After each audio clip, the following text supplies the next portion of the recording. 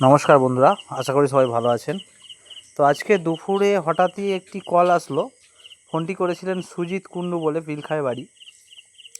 তো ওনাদের বাড়ির পাশেই একটি হনুমান আহত অবস্থায় ওখানে পড়েছিল।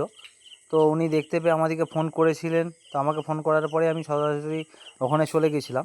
কিন্তু হনুমানের একটি বাচ্চাটিকে ওখান থেকে রেস্কিউ করা খুব সহজ ছিল না, কারণ ওদের যে বড় বড় যে হনুমানগুলো ছিল তারা কিন্তু খুব আশেপাশেই ছিল।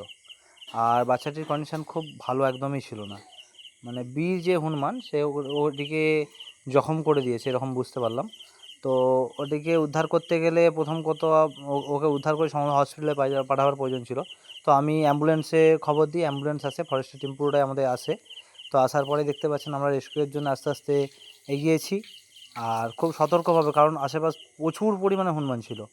তখন প্রায় 8-10খানা হনুমান পাশাপাশিতেই ছিল। সেই হিসেবে আমরা চারদিকে গার্ড দিচ্ছিলাম। আমাদেরই একজন গিয়েছিল হনুমানটিকে উদ্ধার করতে। তো আপনারা দেখতে পাচ্ছেন জঙ্গলের একটু সাইডের দিকে একটু জঙ্গলের মতো ছিল।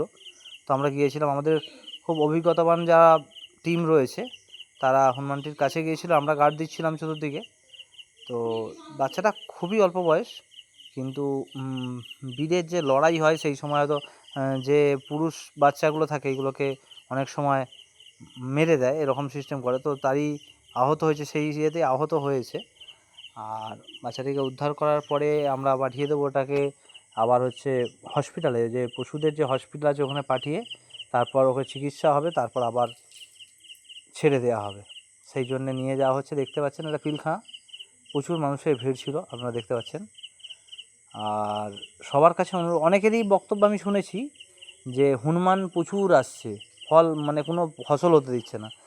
একটাই তাদের উদ্দেশ্যে একটা কথা বলবো, দোষটা কোনো হনুমানের নয়, দোষটা হচ্ছে আমাদের।